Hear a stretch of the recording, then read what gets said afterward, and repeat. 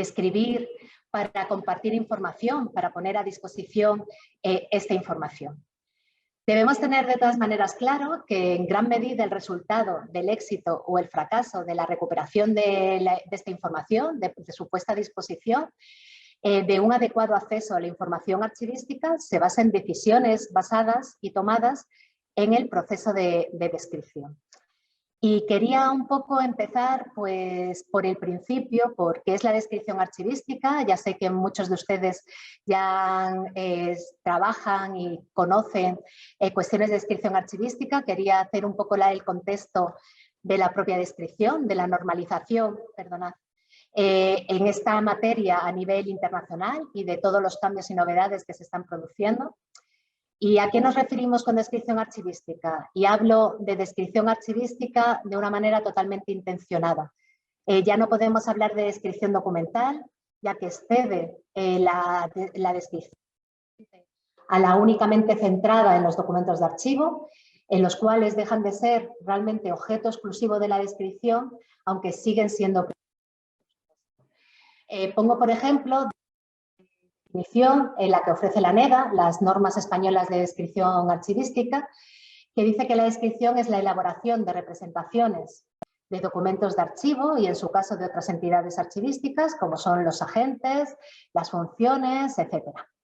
Bueno, está claro que la descripción es un proceso continuo que permite garantizar la autenticidad, la fiabilidad, la integridad, la disponibilidad de los documentos de archivo. Por lo tanto, permite la búsqueda, la localización, el intercambio, la utilización y reutilización, la comunicación y la comprensión de los propios documentos de archivo.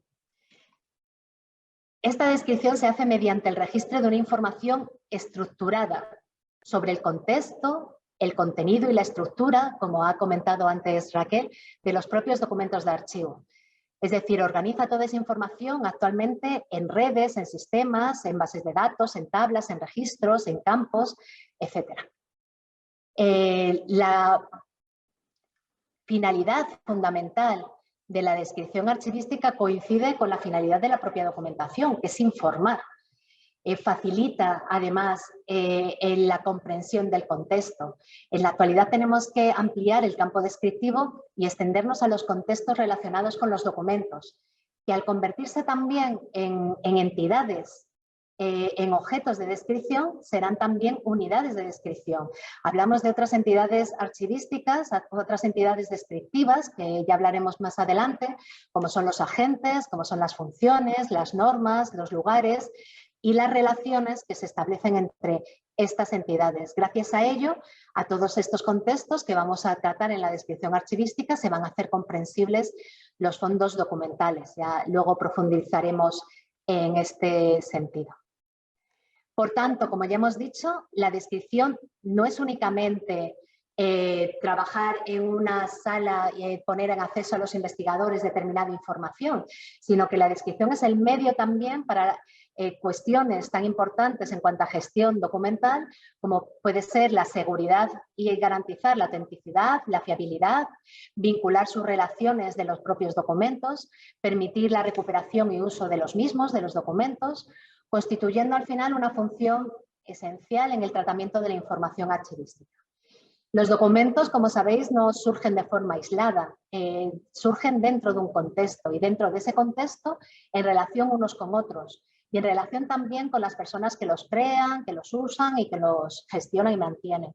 Así, los documentos no pueden entenderse aislados del contexto en el que surgen.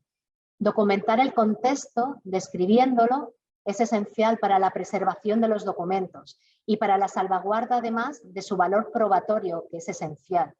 Y esta necesidad, además, se ha acentuado aún más con la documentación nacida digital, que tenemos que garantizar desde el propio nacimiento de esta documentación digital, pues todas estas características de la documentación.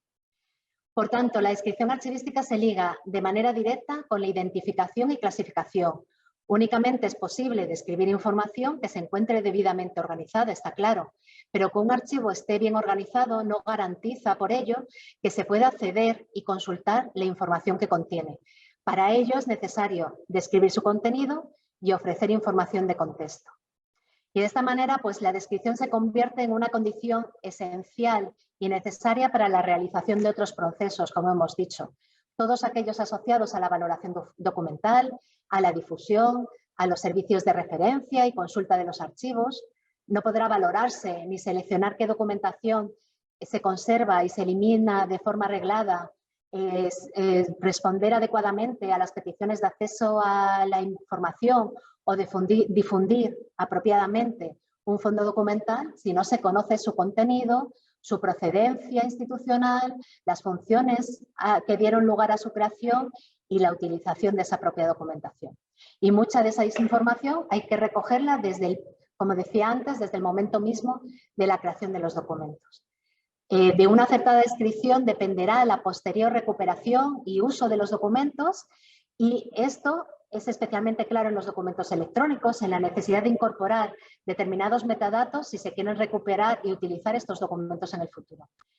El proceso descriptivo va a permitir ofrecer a los archivos servicios de calidad que serán acordes con las actuales demandas de la sociedad y de los ciudadanos. Todo lo que tiene que ver con transparencia, con gobierno abierto, con rendición de cuentas, no tienen sentido si no se asientan en una adecuada gestión de los documentos y recuperación de la información.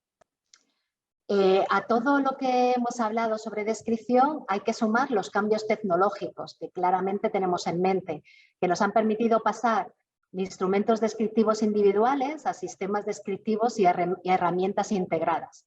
Es verdad que hemos pasado ya hace mucho de las fichas catalográficas, que pongo aquí la fotografía, que guardábamos en nuestros ficheros, aunque seguro que más de uno, bueno, las hemos visto y en algunos casos hasta se siguen utilizando. Las tecnologías de la comunicación que surgieron, pues, sobre todo en las 2 últimas décadas del siglo pasado, pues han ido transformando gradualmente todos los métodos que utilizamos para describir y para facilitar el acceso a los documentos. No sé, la incorporación de tecnologías de marcado, y estoy pensando en el lenguaje, por ejemplo, XML y todos los estándares relacionados que hablaremos luego, como puede ser EAD o EAC, basados en nuestras normas descriptivas del Consejo Internacional de Archivo. Las bases de datos relacionales en SQL, por ejemplo, han permitido que muchos archivos han pasado de instrumentos de descripción en papel a la producción de instrumentos de descripción a través de la pantalla del ordenador. Pero está claro que aparte de pasar no solo a aplicaciones y a bases de datos mucho más electrónicas, también tenemos que haber hecho una reflexión. Es decir, hemos hecho los archiveros dentro de las instituciones la reflexión necesaria para que las descripciones, que en algunos casos hemos presentado planas y rígidas que hacíamos en papel, no se vuelquen de igual manera de manera digital. Pues en algunos casos no. Es decir, pasa un poco lo mismo cuando estamos hablando de transformación digital o de digitalización de los procedimientos administrativos, que en muchas ocasiones se ha trasladado el electrónico, lo que se ha realizado siempre en el papel, en los mismos trámites que se hacen en papel, se han pasado a formularios electrónicos, pero sin reflexionar sobre la reingeniería de los procesos, sobre la mejora de esos procesos y la adaptación de los mismos realmente a entornos digitales. A la vez también tenemos que pensar que la descripción se ha pasado de una actividad individual a una actividad cooperativa. Yo recuerdo cuando aprobé las oposiciones, yo soy archivera del Estado, como decía Alicia, que hay personas describiendo el Registro General del Sello del Archivo General de Simancas desde hace años y años, yo diría que siglos, y que siguen describiendo de una manera individual el Registro General del Sello. Lo que quiero decir es que ahora mismo tenemos una gran cantidad de herramientas que permite que podamos interoperar y que podamos intercambiar información, y esta actividad cooperativa es necesaria para lograr una mejora en el acceso a los recursos archivísticos y en el acceso al intercambio de la información. Por eso es muy importante normalizar, que nos va a permitir ser más eficaces, nos va a permitir mejorar el acceso de los usuarios, nos va a aportar credibilidad, nos va a abrir puertas, como hablaba antes, a la interoperabilidad, a compartir recursos y ayuda a mejorar las prácticas archivísticas porque hace que sean más adecuadas y más homogéneas. Bueno, haciendo un poco bueno, las normas como base para el trabajo en común, para lograr una mejora en el acceso, como decíamos, y para trabajar juntos en la descripción de los contextos. Quería ahora hacer un poco de historia, un poco de cuando hablamos de normalización en archivos, de cómo hemos llegado actualmente a la normalización y cuál ha sido un poco ese camino que llevamos haciendo en el Consejo Internacional de Archivos pues desde hace unas cuantas décadas. Bueno, cuando hablábamos de normalización en archivos, yo creo que al contrario de nuestros colegas bibliotecarios, quienes comenzaron a adoptar normas desde una época muy temprana, que con todo el sentido, porque para que las distintas bibliotecas no catalogasen el mismo libro que estaba en 100 bibliotecas distintas 100 veces distintas, pues los archiveros sí que hemos tardado más en adoptar normas en el campo de la descripción archivística. Cuando en los foros internacionales se comenzó a hablar de la idea de reunirse para dar inicio a los primeros esfuerzos normativos, estoy hablando de los años 80 del siglo pasado, hubo mucho escepticismo entre los compañeros porque sobre si realmente era necesaria una norma internacional de descripción, ya que muchos archiveros creían que poco se ganaba con la normalización de la descripción de los documentos, ya que, bueno, como muy bien sabemos y muy bien tenemos a gala decir en muchas ocasiones, pues los archivos, los documentos que están en nuestros archivos son únicos, son ejemplares únicos y por tanto nuestras descripciones pues también son únicas de nuestros documentos.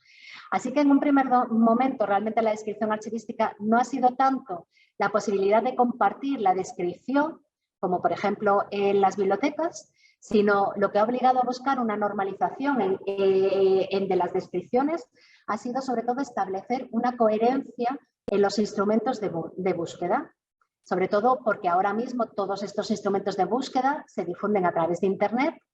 Los propios usuarios de los archivos tienen expectativas diferentes de los resultados que esperan encontrar en estos recursos electrónicos puestos a su disposición y es necesaria una normalización de la información. Hace unos años los portales de archivos eran el sitio donde se ponía, pues no sé, información como la dirección de los archivos, el horario de atención, etcétera. Pero ahora mismo los usuarios esperan encontrar en algunos casos la propia documentación digitalizada y al menos toda la información que necesitan muchas veces a través de recursos archivísticos que están en nuestros portales.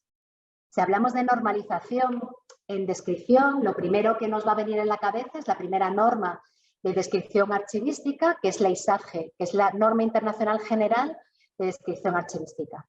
La última versión de la ISAGE, la segunda versión, que fue aprobada en 1999, pues ya ha cumplido los 23 años. Es decir, durante todos esos años hemos asistido a grandes cambios en las tecnologías de la información a todos los niveles, incluyendo aquellos que permiten que la representación y la accesibilidad a los documentos sea y se permita hacer de forma impensable hace más de 20 años. Por tanto, el desarrollo y publicación de las dos ediciones de la ISAGE durante los años 90 pues reflejaba realmente la práctica archivística y el consenso que existía en aquel momento. Si bien los instrumentos de descripción automatizados ya en esa época eran cada vez más comunes, la abrumadora mayoría de los instrumentos de descripción que se utilizaban estaban concebidos como documentos planos, lineales, aunque en algunos casos incluían pues puntos de acceso o enlaces que se podrían habilitar mediante indexaciones. Actualmente los instrumentos de descripción en papel son la excepción más que la regla y la mayoría de los sistemas de control y acceso archivístico están automatizados y se basan en tecnologías de bases de datos relacionales. Por tanto, la historia de las normas de descripción archivística del Consejo Internacional de Archivos refleja también una evolución en las prácticas archivísticas. La ISAGE prevé la descripción archivística como un único aparato. Ya veis que se habla de la norma internacional general, es decir, mejora combina todos los componentes de la descripción archivística, materiales de archivos y su contexto en un mismo registro descriptivo. Sí que es verdad que las reglas de descripción multinivel que surgieron de la ISADG mejoraron las descripciones de los documentos, pero se necesitaba completar y hacer más flexible el sistema descriptivo para que se pudiesen interrelacionar la descripción de los documentos con la descripción de los propios productores de los documentos, con las funciones y actividades que reflejan. Y de esa necesidad surgen las otras tres normas del CIA que aparecen aquí en la diapositiva, que reflejan un cambio hacia la diferenciación de los componentes de la descripción archivística. Los materiales de archivo se describirían mediante el ISADG, los agentes, creadores de los documentos, se describirían a través del ISAR-CPF, los custodios, que son también agentes, los archivos, se describirían a través de la ISDF y las funciones llevadas a cabo, las actividades llevadas a cabo por dichos agentes, por la ISDAIA, la de los custodios y materiales de archivo, y las funciones llevadas a cabo por los agentes por la ISDF, por la Norma Internacional de Descripción de Funciones. Como podéis ver en este gráfico, la ISAR-CPF, la ISDF y la ISDAIA permiten a los archiveros crear y gestionar descripciones separadas por eficiencia y por flexibilidad, pero combinarlas dinámicamente para proporcionar a los usuarios una mejor comprensión de los materiales archivísticos y del contexto. Por tanto, como se puede observar, un modelo conceptual, aunque sea de una manera implícita e informal, subyace en esta diferenciación que se estaba haciendo en estas 4 normas de descripción archivística, como se recoge en el propio apéndice A de la norma de descripción de funciones en la ISDF. Aquí, claro, se habla de las funciones que se documentan en documentos de archivo, que son producidos y utilizados por instituciones, personas, familias que producen y gestionan documentos de archivo, instituciones, personas y familias que se describen con la ISAR-CPF y que realizan funciones que se describen con la ISDF. Como veis, más o menos está todo relacionado, pero no hay se ha hecho la diferenciación en estas normas, pero no hay un modelo conceptual que ahora veremos que se necesita. Por ejemplo, la ISAR-CPF y la ISDAIA, la norma de descripción de instituciones archivísticas, comparten numerosos atributos. Una entidad que es una institución con depósitos de archivo también puede ser una institución que crea y gestiona documentos. Pero ¿por qué únicamente vas a describir a las instituciones, a las personas, a las familias en estos 2 roles? Es decir, como productor y como institución archivística. Pues igual también me interesa en relación con mis documentos relacionar mi fondo documental con un coleccionista, con su propietario o con la agencia gestora de los derechos de propiedad intelectual. ¿Y por qué no va a incluir múltiples relaciones? Por tanto, aunque las 4 normas parecen destinadas a trabajar juntas en un sistema archivístico, las normas no ofrecen una guía sobre cómo se podría hacer. Por esta razón, en el año 2008, para dar una respuesta a toda esta situación, el Comité de Buenas Prácticas y Normalización del Consejo Internacional de Archivos, que es el mismo que habíamos realizado ya la norma de descripción de funciones, la ISAR-CPF o la ISDAIA, tomó la decisión de realizar pues, un compendio de las 4 normas existentes. Que se buscaba un poco, pues, un capítulo introductorio común a las 4 normas, un único capítulo de relaciones, que es el capítulo 6, que sí que existe en ISAR-CPF, en ISDF, en ISDAIA, pero no existe en la ISADG, con lo cual se incorporaría a la ISADG, un único glosario y dar una misma estructura a los elementos de las 4 normas, homogeneizar nombres de los elementos descriptivos, bueno, normalizar un poco, dar una misma estructura. Pero al empezar a trabajar en el compendio, pues nos empezamos a encontrar con bastantes dificultades. Por un lado, al analizar las 4 normas en conjunto, pues fueron visibles tanto superposiciones como inconsistencias, como el problema de cómo conciliar las 4 en un todo coherente. ¿Vale? Entonces, de este compendio de estándares que se presentó el borrador como os decía, se empezaron a dar una serie de discusiones y de cambios de orientación dentro del Comité de Normas y Buenas Prácticas, y en la reunión que tuvo lugar en el 2011 en Bucarest, se decidió no presentar el compendio que os acabo de comentar de las 4 normas, que se iba a presentar en el Congreso Internacional de Brisbane, que se realizó en el año 2012, y se prepararon para ese Congreso Internacional 2 documentos. El primero, que es un borrador de ese capítulo común para ser incluido en las 4 normas que os comentaba, con las relaciones entre los diferentes tipos de entidades archivísticas, y un segundo informe sobre cómo se debería hacer la progresiva revisión y armonización de las 4 normas descriptivas. Incluso en de este compendio, de este informe, también se presentó como un esquema de relaciones entre las 4 normas de archivo. Lo que sí que se vio que se necesitaba hacer otro cambio. No servía que estuviésemos trabajando en cómo las 4 normas se relacionaban, ya que lo que se seguía ofreciendo, como vemos aquí, sigue siendo un modelo plano, cuando ya se estaba realizando por muchas instituciones archivísticas un mundo de posibilidades de visualización de datos, como son los que vemos, por ejemplo, en los gráficos dinámicos de relaciones.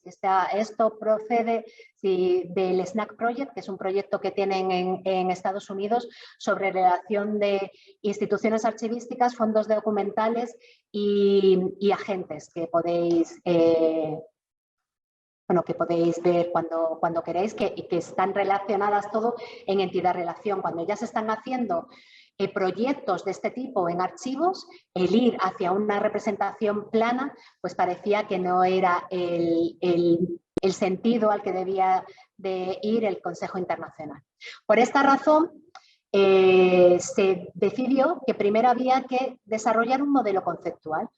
Un modelo conceptual que sirviese como referencia para la revisión posterior de las 4 normas en un conjunto complementario al modelo, ya que no había claridad sobre cómo las 4 normas estaban destinadas a trabajar, y además no se habían tenido en cuenta todas las oportunidades que ofrecen las tecnologías basadas, sobre todo las basadas en la web semántica y todas las tecnologías establecidas e emergentes que se estaban dando ya en aquel momento.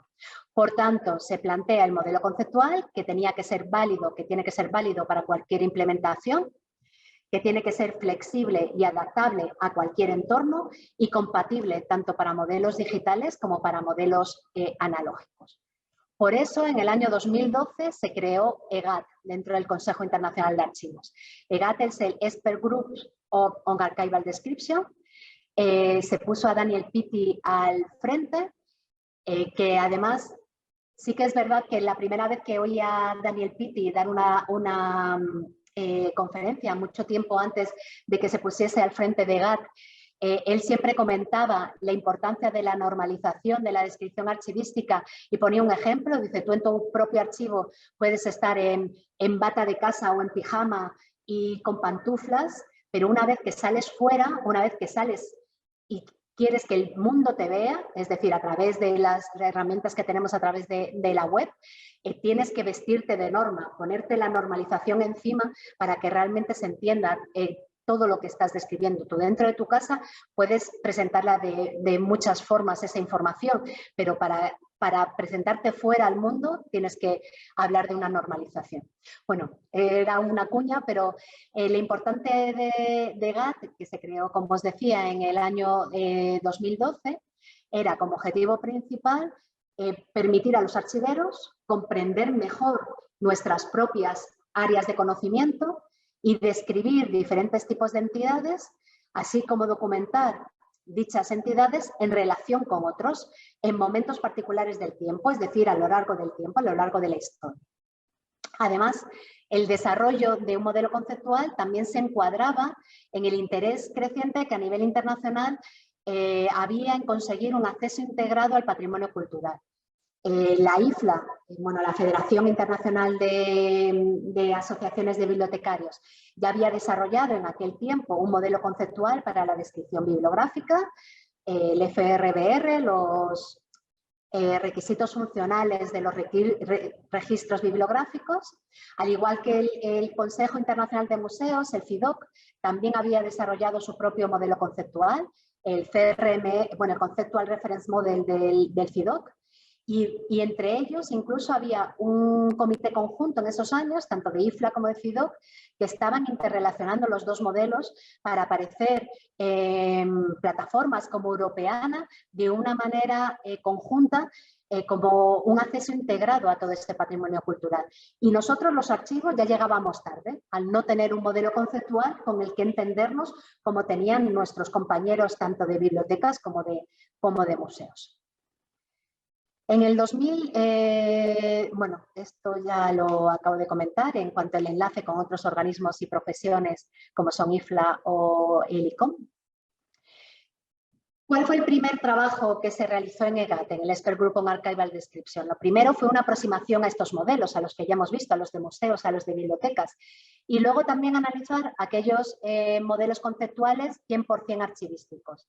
Por un lado, el que se estaba desarrollando por la NEDA, por el Comité de Normas de Descripción Español, que era el modelo conceptual de descripción archivístico que se estaba realizando aquí en España. Y por otro lado, pues otros modelos conceptuales como puede ser el finlandés o el australiano. Y de esta base se empezaron a discutir y esta aproximación a los modelos que ya existían. ¿Qué es lo que se pretende conseguir con esta evolución de las normas del FIA hacia un modelo conceptual? Pues como os decía antes, sobre todo apartarse de una descripción plana y rígida, como era la dedicada a elaborar instrumentos de descripción, y llenarla de relieve al potenciar con relaciones la descripción de los distintos contextos documentales. También conseguir la comprensión adecuada de cualquier usuario, tenga o no conocimientos de archivística, para que pueda acceder a la información por múltiples vías. Y también llegar a un sistema de descripción evolucionando de un modelo que era estático, como hablábamos de esta descripción más unidimensional, a un modelo pluridimensional que ya veremos, que está basada en la descripción de distintas entidades y en las relaciones que se establecen entre ellas. El modelo conceptual lo que tiene que permitir, sobre todo, es que sea flexible, que sea gradual, que establezca sistemas, que pueda permitir establecer sistemas básicos o sistemas avanzados según las necesidades y recursos. Perdonad que me llamaba, creía que había silenciado los móviles y no. Según las necesidades y recursos de cada una de las organizaciones. El modelo conceptual nos va a dar una idea del mundo, de todas las entidades, de todos los atributos posibles. Luego, cuando me adentre un poco en el RIC ya lo veremos, pero realmente nosotros como institución, como organización, como archivo, según nuestras necesidades, vamos a decidir hacia dónde irán nuestras descripciones archivísticas, qué necesitamos y con qué profundidad necesitamos describir cada una de nuestras entidades y qué atributos nos interesa describir y qué atributos no. Es decir, nos da un lienzo muy amplio en el que nosotros podemos decidir cómo implementar. Eso lo que permite es establecer estructuras de datos con diferentes grados de descomposición, de granulabilidad de cada uno de los diferentes y diferenciar nuestra intención descriptiva. Por eso sí que favorece la implantación de sistemas relacionales, aprovechando además todas las posibilidades de las tecnologías y sobre todo desarrollar estos sistemas descriptivos relacionales, lo que va a permitir y nos va a garantizar también es la interoperabilidad y la compartición de los datos. Bueno, GAT empieza a trabajar y se establece que se van a producir 3 productos por parte de GAT. Por un lado, el propio modelo conceptual, Conceptual Model for Archival Description, el propio documento que va a describir los conceptos de alto nivel claves para la descripción archivística, sus atributos o sus propiedades y las relaciones que hay entre ellos. Esta visión no reemplaza a los modelos de datos lógicos y físicos ya existentes ni a las directrices de descripción o los esquemas XML de descripción de datos que tenemos, sí que iría acompañado de diagramas y ejemplos que ilustran cómo los componentes se interrelacionan entre ellos para formar una descripción archivística completa.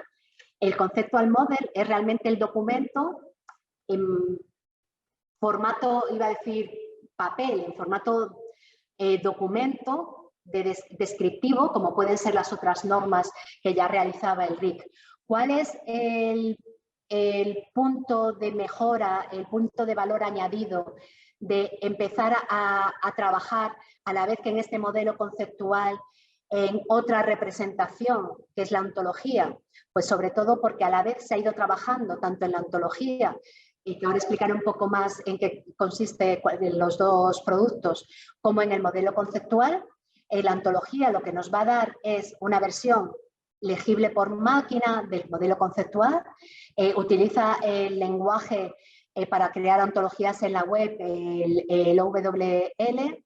Es una herramienta que va a lograr pues, una mayor integración, un uso compartido de las descripciones archivísticas, lo que va a permitir además es conectar conceptos archivísticos con otros similares también, como decía antes, utilizados por otras comunidades culturales como son las bibliotecas o los museos, porque se van a entender las distintas ontologías, y también permite a la comunidad archivística participar, como os diré más adelante, realizar pruebas, enviar comentarios, formándose también en la ontología como proyecto colaborativo. Y también permite que realmente desde el primer momento en que quieras utilizar RIC, lo puedas utilizar en tu sistema electrónico de tu institución. Y luego el siguiente producto en el que se está trabajando actualmente, que ya os comentaré, son las Application Guidelines, que son unas guías de aplicación para facilitar el uso y la implementación del modelo conceptual, del propio modelo conceptual. Como veis, el modelo conceptual que se está desarrollando por la EGAD está presentando, de dos formas, de manera simultánea, estamos trabajando en las dos, una representación en forma gráfica y una representación en formatos normalizados para ontología. Con lo cual, esta expresión del modelo lo que va a facilitar es un desarrollo de sistemas, como os decía antes, más eficientes, flexibles de descripción archivística y asentar las bases para desarrollar sistemas que proporcionan un acceso integrado a toda la información. Al trabajar este acceso integrado a la información, esta ontología va a permitir una interoperabilidad semántica de manera descentralizada, que también permite la representación y la publicación de los conjuntos de datos archivísticos mediante tecnologías de web semántica. Es decir, actualmente ya tenemos muchos datos descriptivos que ya tenemos almacenados en una multitud de lenguajes y de formatos. Tenemos bases de datos relacionales, tenemos etiquetas XML del Encoded Archival Description, del EAD, que es el lenguaje de marcado de ISARG, o de ACCPF, que es el lenguaje de marcado de ISAR-CPF, pero la web también está evolucionando hacia una red semántica que está basada en conjuntos de datos conectados, visibles como gráficos, como veíamos en la anterior diapositiva, y necesitamos construir estos metadatos enriquecidos que se puedan procesar por máquina a partir de nuestros propios datos, para que podamos enlazarlos con otros, interoperar con ellos. Si las instituciones archivísticas y las instituciones utilizamos la misma ontología todas, para crear nuestros metadatos basadas en el mismo modelo conceptual, lo que me mejora en gran medida también es los resultados de la consulta, el procesamiento de la información, que es clave para la interoperabilidad, y también ayudaría a que nuestros conceptos y datos fueran accesibles, fueran comprensibles y se pudieran reutilizar por otras instituciones. Por tanto, el modelo conceptual de descripción archivística sería que reúne todos los elementos necesarios para descripción archivística, es decir, las entidades archivísticas básicas, que ahora veremos cuáles son las que identifica el modelo, la información esencial de cada entidad, que será a través de unos atributos, y las relaciones que se establecen entre estas entidades. Por tanto, RIC es compatible con todo lo anterior, pero a la vez es diferente. Se centra en las entidades que forman el mundo archivístico más que en las reglas descriptivas. Estas entidades pertenecen a unas categorías que necesitan ser definidas o redefinidas en este modelo conceptual, que tienen sus propiedades específicas, sus atributos, y que se conectan unas a otras a través de relaciones. Esto que aparece aquí en este gráfico, es decir, la entidad con cada uno de los atributos y las relaciones, es lo que podemos ver en este siguiente, pues de manera muy fácil, pero un documento con atributos como un título, como una fecha, con una relación de creación, con una persona específica, o un nombre o una fecha de nacimiento, esta información que tenemos de cualquiera de nuestros documentos, pues podemos ponerla a disposición de manera facetada para que sea más fácil interoperar con ella, de manera multidimensional. Es decir, no sé, estoy pensando en un documento que podamos... el Testamento de Isabel la Católica. Testamento de Isabel la Católica es el título de un documento que tiene una fecha, una data crónica, creo que es de 1504, que es la fecha en que fallece Isabel la Católica, que tiene una data tópica, se firmó en Medina del Campo, es una ciudad de aquí de España, está creada por Isabel la Católica, Isabel, reina de España, con una serie de fechas de nacimiento, por ejemplo, nace en 1451, muere en 1504, o se pueden poner otras fechas de reinado que puede interesar más a la hora de escribir, pues desde 1474, que es reina de Castilla, hasta 1504. Bueno, toda esa información, que es simplemente en muchos casos la mínima de descripción de un documento, podemos facetarla, como he dicho, para que sea más fácil interoperar. Es decir, RIC es igual, pero considera que los documentos, que su historia, tienen múltiples capas de contexto. Los archiveros somos los primeros que tenemos claro que un único dato, según el contexto que sea, se puede dar lugar a muchas interpretaciones. Entonces, esto refleja también mejor esta complejidad y hace que la descripción también sea más precisa. Como decía antes, más fácil de interoperar y facilita el acceso a los metadatos archivísticos y a los recursos documentales que se describen. Para lograr esta complejidad hay que pasar de una descripción multinivel, que es la que trataba la ISAG, a una descripción multientidad o multidimensional. La representación tradicional de la descripción multinivel, que es la que pongo en pantalla, que aparece en la ISAG, es una descripción jerárquica, como todos sabemos, en gran parte autónoma, que mira hacia adentro, por ejemplo, de un único fondo. La descripción comienza con la descripción del fondo y continúa describiendo los diferentes componentes del fondo. La jerarquía puede terminar en la descripción de un documento individual o no, o puede acabar, por ejemplo, la descripción de series según nuestras necesidades. Y actualmente estas descripciones que se crean y mantienen utilizando pues, una variedad de tecnologías de la información y se une a esta descripción, aunque sea somera, esta es la descripción multinivel, pero necesitamos pues, tener información sobre otras entidades. Yo puedo tener la información de una serie documental, pero necesito también incluir determinada información pues de otra serie relacionada, de una persona o de una institución que tiene que ver con la creación de esta serie documental, una institución que custodia este fondo documental, personas o familias que tienen que ver con la creación, con la colección, con la gestión de esos documentos. Está relacionado con determinados lugares, está relacionado con determinadas funciones, determinadas acciones. Es decir, que no es solo una representación multientidad, o sea, multinivel, necesitamos también una representación multientidad. ¿Por qué? Porque la representación multientidad nos va a permitir un mayor número de relaciones entre los documentos y las agrupaciones documentales, como hemos visto, nos va a permitir una comprensión global de nuestros fondos documentales, nos va a hacer más sencilla también la recuperación de la información a los propios usuarios y claramente incluye la representación multinivel. No es que el enfoque jerárquico esté equivocado, es que también se incluye el enfoque jerárquico, pero se abre a un mayor número de posibilidades para acomodar otro tipo de relaciones con otras entidades y no solo de manera jerárquica de un documento con toda la jerarquía de su propio fondo documental.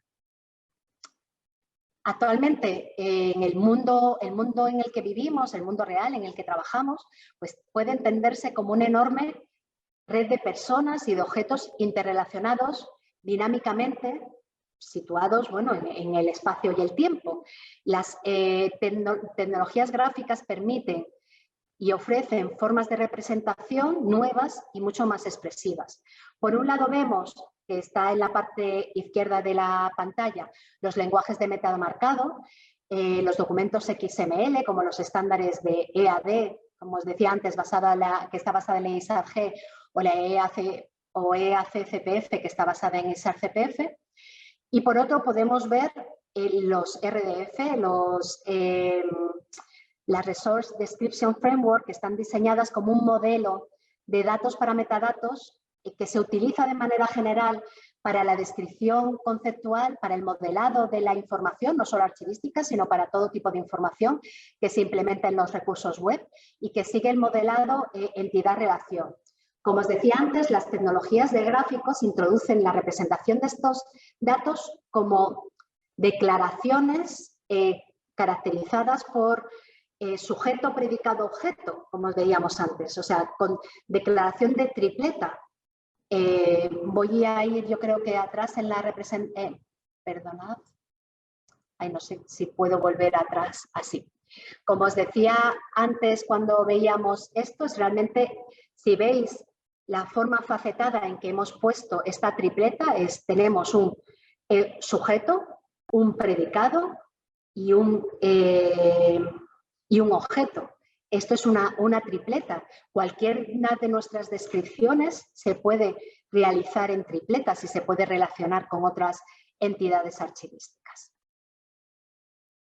Perdonad, vuelvo aquí a los RDF. Es decir, que aunque los esquemas XML sí que permiten una forma específica de gráfico en tipo árbol, las tripletas lo que permite es la representación ilimitada de redes de objetos, de datos interconectados y así como de objetos del mundo real que se pueden representar por esos datos. Y hacia esa representación de los datos archivísticos mediante gráficos es hacia donde está yendo también el Recording Contest, la descripción del Consejo Internacional de Archivos. Bueno, se finalizó un primer borrador de Recording Contest en septiembre del 2016, que se puso en consulta pública hasta enero del 2017. En diciembre del 2019, después de revisar todo el feedback que habíamos tenido de ese primer borrador, se lanzó una versión preliminar, que es la versión 0.2, que no incluía la introducción, ni los diagramas, ni los apéndices. Y como se lanzó también porque era necesario consolidar una versión para lanzar las pruebas de la ontología. Necesitábamos sacar ya las pruebas de ontología a la web y entonces se sacó esta versión preliminar. El segundo borrador realmente, entero, el completo, la versión está 0.2 completa, se lanzó en julio del año pasado, del 2021, y ha estado en consulta desde ese momento hasta enero de este año, del 2022. Actualmente estamos realizando y discutiendo los comentarios recibidos de esta versión y a la vez estamos trabajando en las guías de aplicación, en las Application Guidelines, y queremos tener una versión 1.0 del modelo a lo largo de este año. Esa es nuestra previsión de trabajo dentro del RIC. En el RIC la verdad es que nos reunimos, por si tenéis interés, 2 miércoles de cada mes de manera virtual. Hasta hace 2 años que empezó toda la cuestión de la pandemia, pues nos reuníamos también una vez al año de manera presencial, pero claro, trabajamos en esto como en múltiples, como en nuestros trabajos habituales. Estos son trabajos que realmente hacemos voluntarios dentro del Consejo Internacional de Archivos como en este grupo de expertos, y sí que estamos yendo más lento de lo que sería deseable, yo creo que lo que hace más difícil actualmente la implementación del RIC es no tener una versión asentada del RIC. Esperemos tenerla lo antes posible. Un poco para entrar en lo que es el propio modelo, el propio Recording Contest. Recording Contest establece el modelo conceptual una serie de entidades como principales objetos de interés para los profesionales que gestionamos documentos, que son aquellas entidades necesarias para proporcionar el contexto intelectual que sirve para la gestión física, la preservación, la difusión, el uso, la comprensión de los documentos a lo largo de la historia. Esa es la descripción que tenemos en RIC. En RIC se han definido y organizado 22 entidades que se estructuran, como podéis ver aquí, en 4 niveles. Las entidades se organizan jerárquicamente. Los atributos y las relaciones de una entidad de alto nivel las van a heredar las entidades de nivel inferior. Las 4 entidades que constituyen las entidades principales, el core del modelo, son Record Resource, o sea, los propios documentos, Instantiation, que es la instancia. Voy a leer la definición que tenemos en RIC, que es como la instancia entendida como la inscripción de la información hecha por un agente sobre un portador en cualquier forma persistente y recuperable como medio de comunicar información a través del tiempo y el espacio. En cristiano es, por ejemplo, todo lo que tiene que ver con un negativo fotográfico, un positivo por contacto, un tip de copia de seguridad. Esa es la instanciación de un documento. No sé, una copia digital o una copia electrónica auténtica de un documento electrónico, etc. Y otra entidad principal es agente y otra entidad principal es actividad tomada como función de alto nivel para designar pues, las actividades humanas con un propósito determinado. Como veis en este ejemplo, los cuadros coloreados son las entidades de segundo nivel y los cuadros blancos son las entidades que se consideran como de tercer y cuarto nivel. Entidades de apoyo serían lo que se considera fecha, lugar, evento y normativa. Bueno, este es uno de los diagramas que tenemos en RIC, en el que, como podéis ver, cada una de las entidades de mayor nivel, como se puede tener entidades de nivel inferior o en algunos casos hay otras entidades que no tienen ninguna entidad inferior jerárquicamente. Este es un ejemplo de cómo se describe una entidad. En este caso he cogido la descripción de corporate body, de organización, de institución, y cómo se describe cada una de estas entidades pues con una definición, con unas notas de alcance, unos ejemplos, unos comentarios, etc. A estas entidades, a estas 22 entidades, se les suman los atributos que hemos visto en la anterior, que las entidades tienen atributos, que son las características de las propias entidades. Hay 41 atributos que están identificados dentro de RIC. Algunos son comunes a todas las identidades, como puede ser el identificador, el nombre, la nota descriptiva. Hay otros que son específicos para algunas entidades. Hay algunos que son repetibles o que son extensibles y, como he dicho antes, hay atributos para cada entidad de nivel superior que heredan el resto de subentidades de esa entidad. Bueno, aquí podéis ver cada uno de los atributos. Este, por ejemplo, es un ejemplo de cuáles son los atributos de record, de documento de archivo, y cuáles son los atributos de instanciación. O sea, como podéis ver, cada una de las entidades tiene una serie de atributos que luego se van a... perdonad, que no sé si la he puesto, a describir cada una cada uno de los atributos, ¿vale?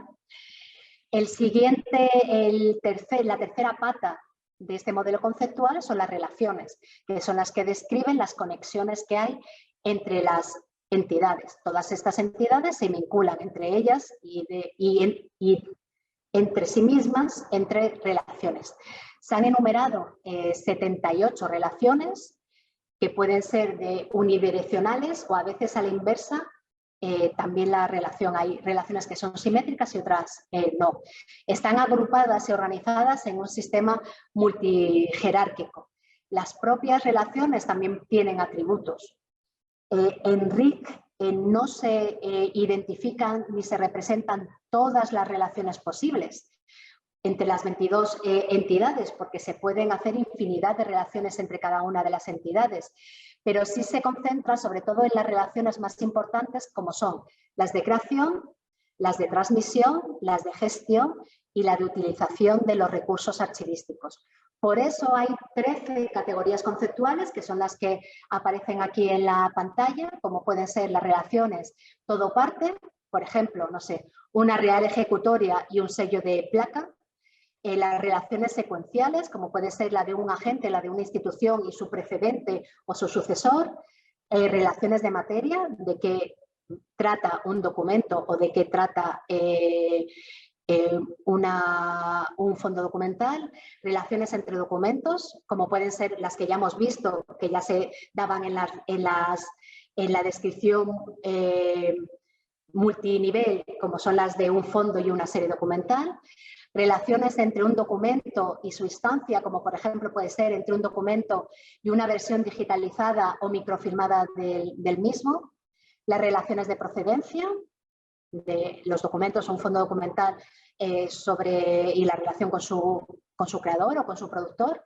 Las relaciones también de gestión, relaciones entre agentes, como os decía antes, pues entre una institución y pues una persona que ejerció, por ejemplo, en un ministerio el papel de ministro durante determinado momento, o entre una institución y su sucesora, también son relaciones entre agentes.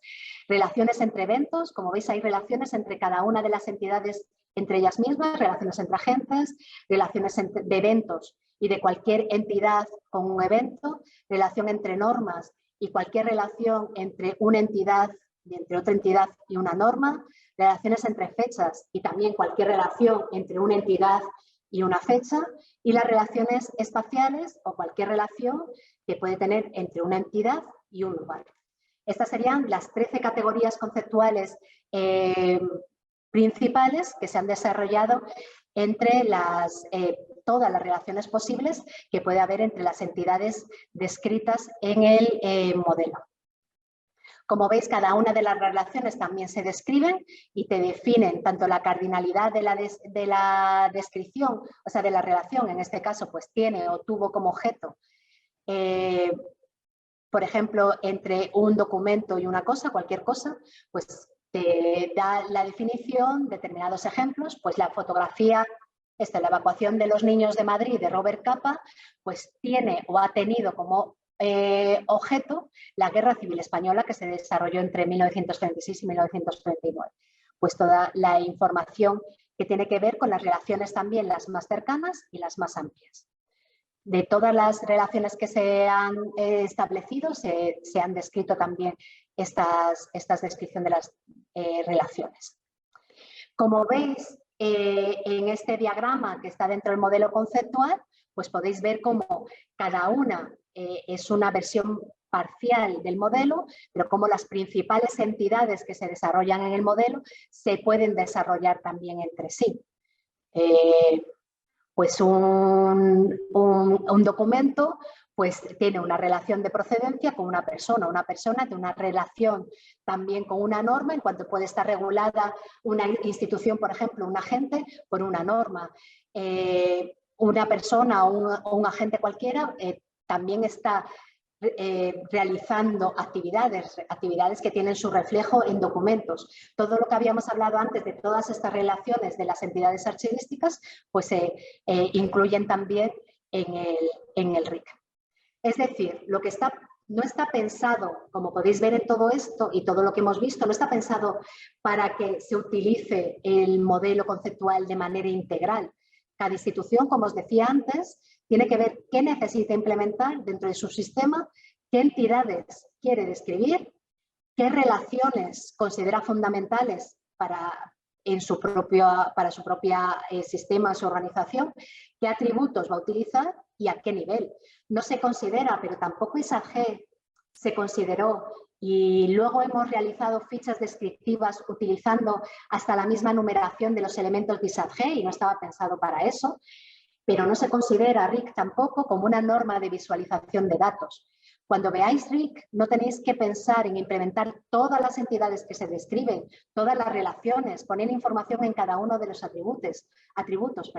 RIC está pensado para que cada una de las organizaciones, de nosotros, decidamos qué entidades describir, qué relaciones consideramos fundamentales, qué atributos se necesitan documentar, como he dicho, y la profundidad de dichas descripciones. Lo que RIC plantea, como os decía antes, es un lienzo, es todo un mundo que nosotros podemos explorar y decidir cómo implementar según nuestros usuarios, según nuestras necesidades. Nos ofrece el mundo y nosotros elegimos qué queremos implementar.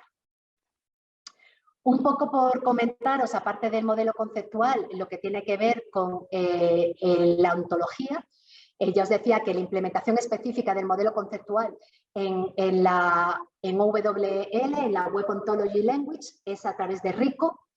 RICO lo que va a proporcionar a la comunidad archivística es de la posibilidad de hacer descripciones archivísticas utilizando directamente las técnicas de Linked Open Data de la web semántica. Actualmente RICO, en el enlace que os pongo de la ontología, que es un enlace persistente en IRI, está lista para su uso. Todas las entidades, atributos y relaciones que están en el modelo conceptual también están en RICO, que es flexible y extensible como el propio modelo conceptual, y para su desarrollo se han consultado otras ontologías. Ha trabajado con Premis, con Schema.org, con CRM, con FRB, bueno, las de bibliotecas, las de museos. O sea, está pensada de manera general. Desde marzo del 2020, como os comentaba antes, las fuentes de la ontología de RIC están disponibles también en GitHub, que no sé si conocéis, que es una plataforma en la que está a disposición de cualquiera de vosotros todas las fuentes de la ontología. Es posible copiar, en esta plataforma de red social, que realmente está pensada para desarrolladores y permite trabajar en colaboración y planificar proyectos, realizar seguimientos de trabajo en fuentes abiertas, pues aquí podéis, mediante este enlace, quien quiera, contribuir en la ontología, agregar comentarios a un punto ya existente o enviar un punto a tratar y que se trate entre los comentarios. Se puede replicar el propio repositorio y hacer modificaciones en la réplica que hayamos instalado en nuestros ordenadores, proponiendo luego incluso la integración en el repositorio de modificaciones que veamos que pueden ser de interés. Es posible contribuir para todo esto. Lo que quiero decir es que está a vuestra disposición para que cualquiera de vosotros o vuestros desarrolladores o vuestros informáticos trabajen también en RICO y vea cómo se pueden implementar vuestras descripciones archivísticas dentro de este modelo conceptual. Lo cual creo que es muy interesante. Como ya estamos fuera de la hora que tenía programada, un poco para que veamos cuáles son el programa de trabajo de GAT para estos meses. Como os he dicho antes, estamos revisando todos los comentarios recibidos a la versión 0.2. Se prepara esta primera versión consolidada de RIC, que será esta versión 1.0, que queremos sacar lo antes posible, en principio a lo largo de el trimestre que nos queda antes de la finalización de este año, y a la vez se están elaborando las Application Guidelines, las guías de aplicación, para que sea más fácil cómo aplicar e implementar el modelo de descripción. Sí que, como veis y como comentaba antes, se está tardando mucho en consolidar el modelo. Esto dificulta también el uso del modelo al no contar con una versión que ya esté estable.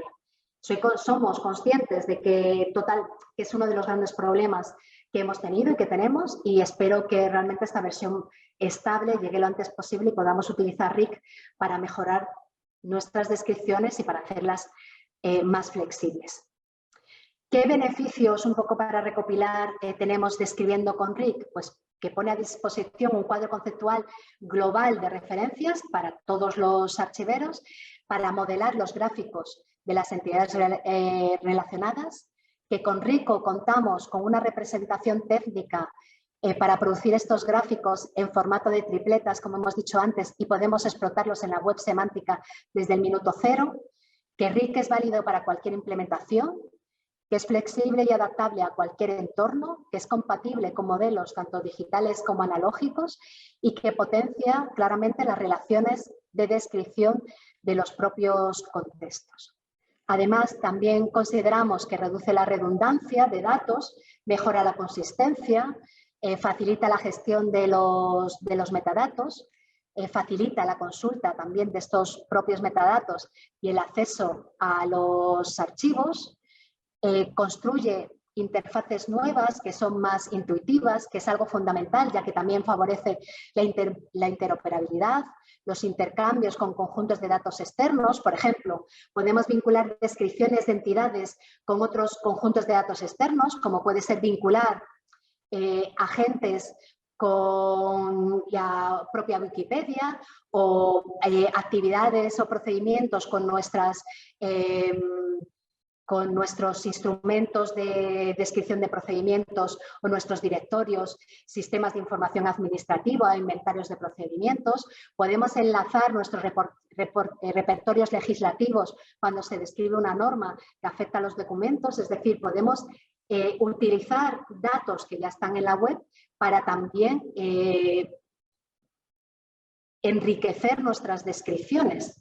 Entonces, estos sistemas descriptivos multidimensionales como RIC lo que nos va a permitir es interoperar con esta información, promover descripciones compartidas, prima la confianza de la información, al igual que en los sistemas blockchain, en los que actualmente también se está trabajando en la propia gestión documental, ofrece resultados no jerarquizados.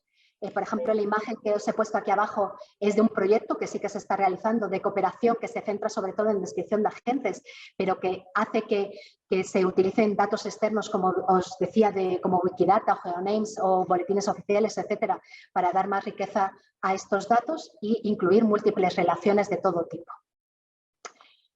Ahora la pregunta también, un poco por terminar, la pregunta del millón en nuestras descripciones que ya están en ISAG, en nuestros sistemas descriptivos, ¿cómo lo podemos pasar a sistemas descriptivos multidimensionales? Pues bueno, ISAG, como os decía, no es una norma de visualización de datos, aunque la hayamos utilizado como tal, y ahora también lo que queremos es pasar a un sistema que nos permita la flexibilidad de la web semántica.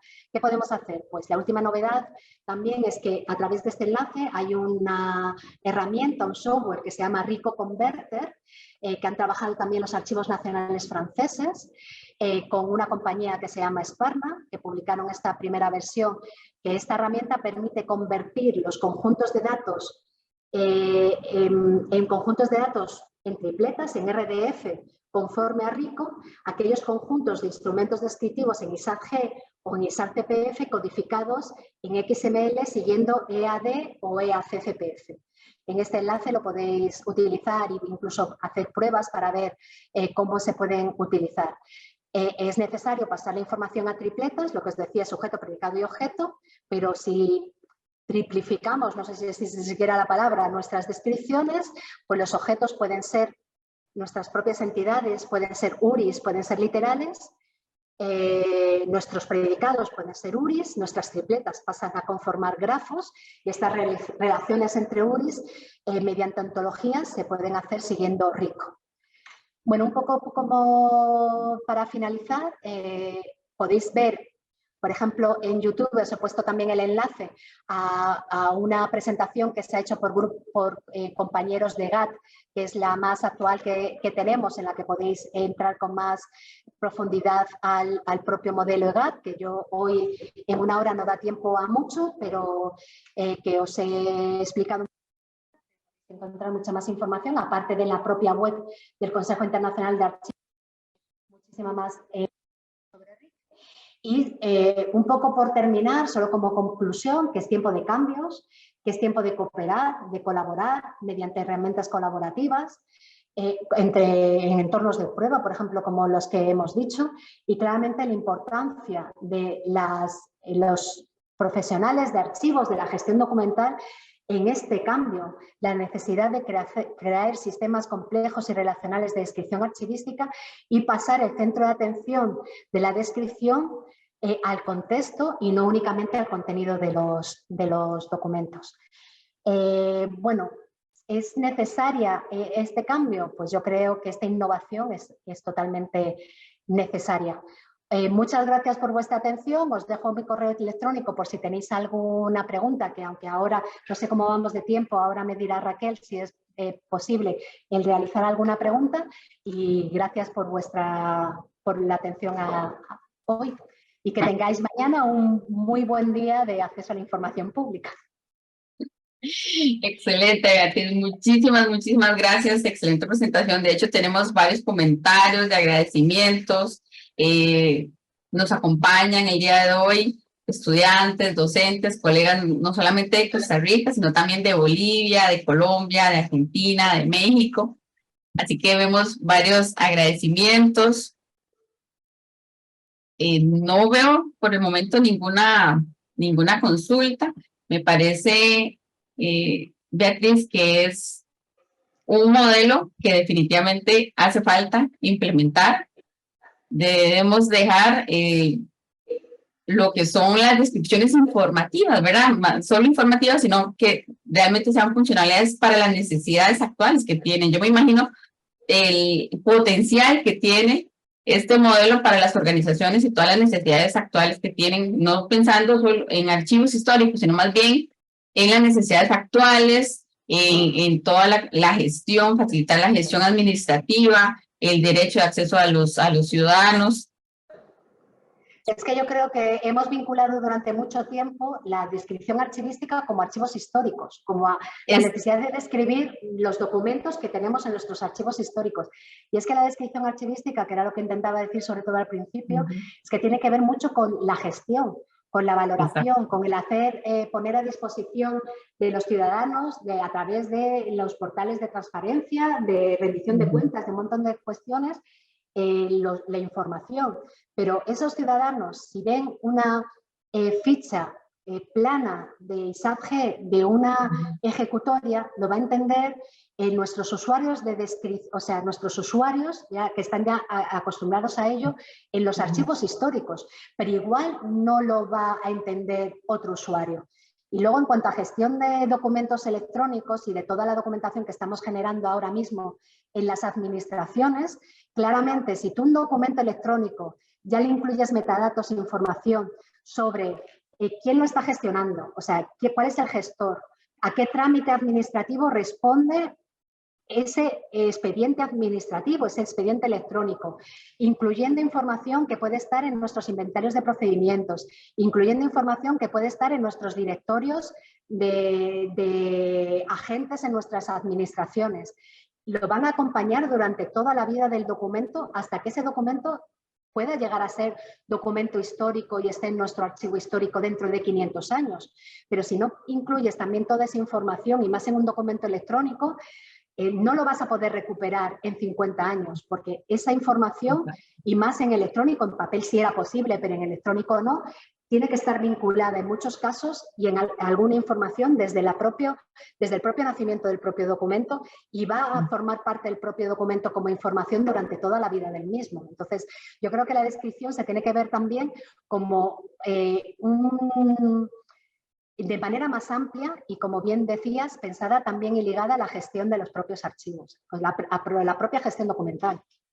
A la gestión documental, a la gestión administrativa, a la preservación, a la cadena de custodia ininterrumpida.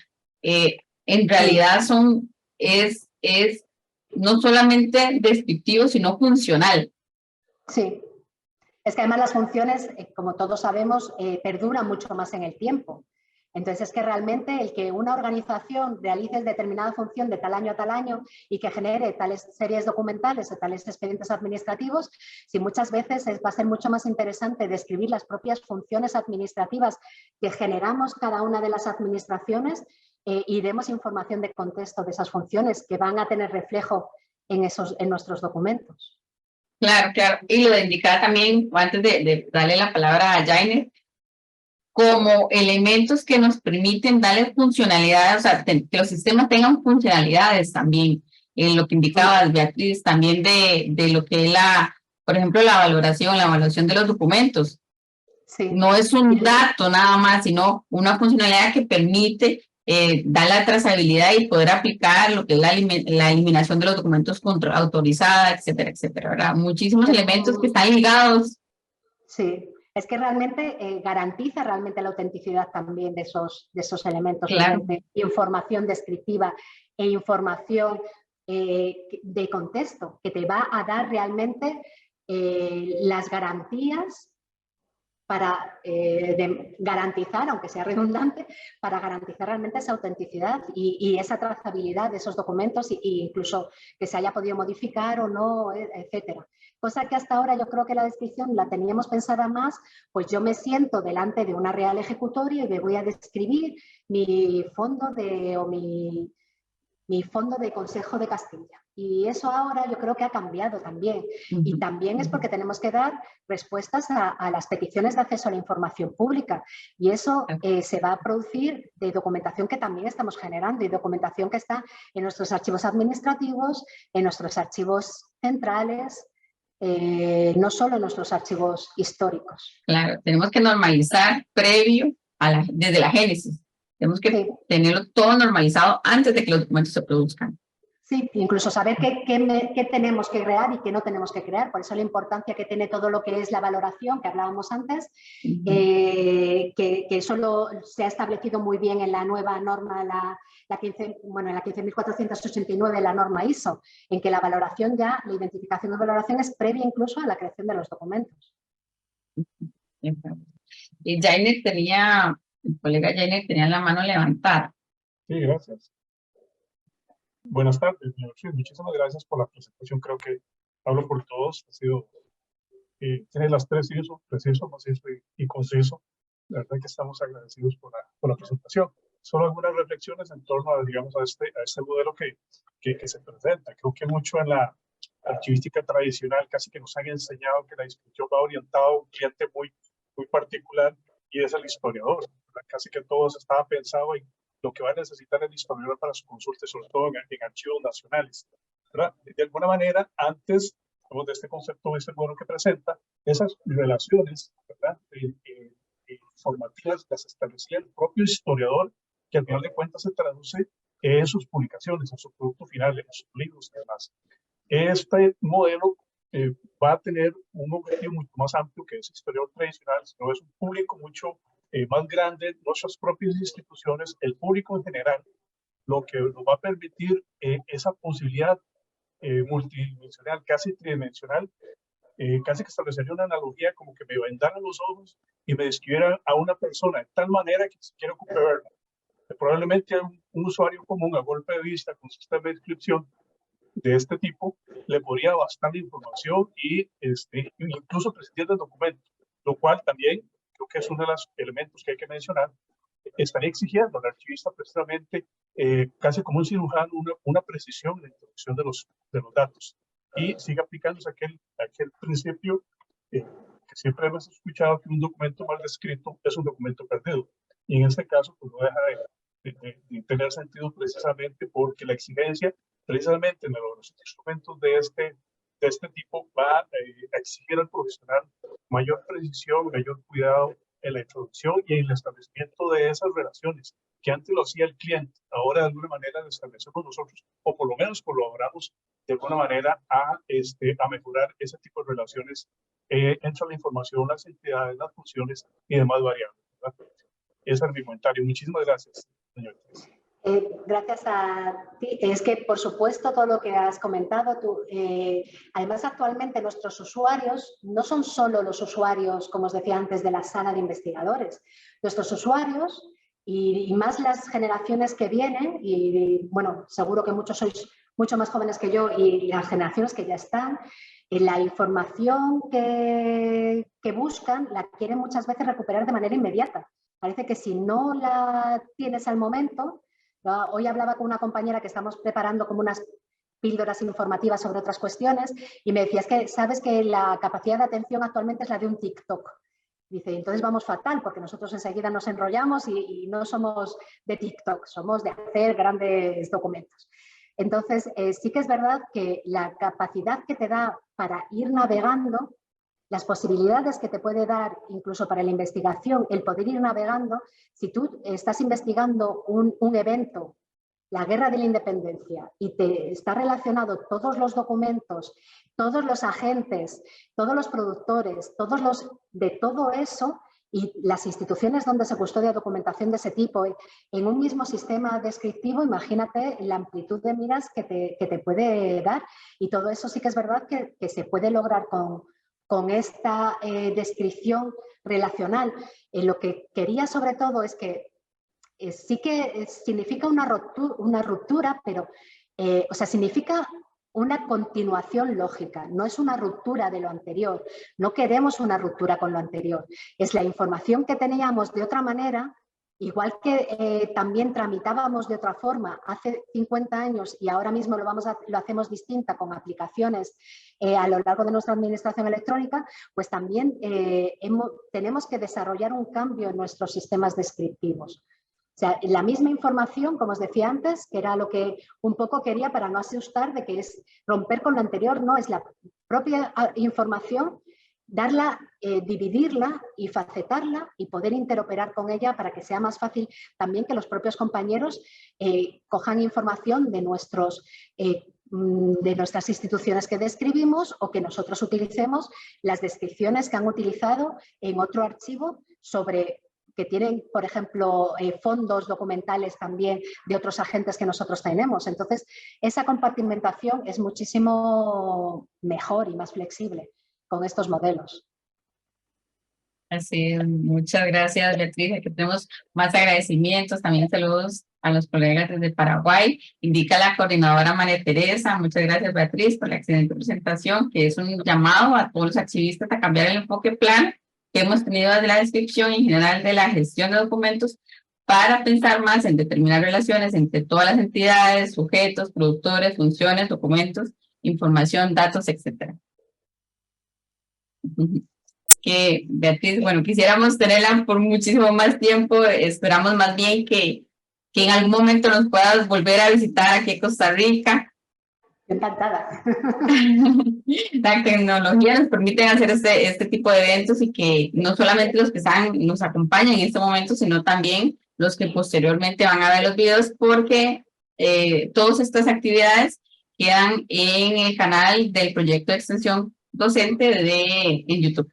Así que muchísimas gracias, Beatriz. Le deseamos los mejores éxitos. Estamos deseando que ya tengan las guías para poderlo implementar.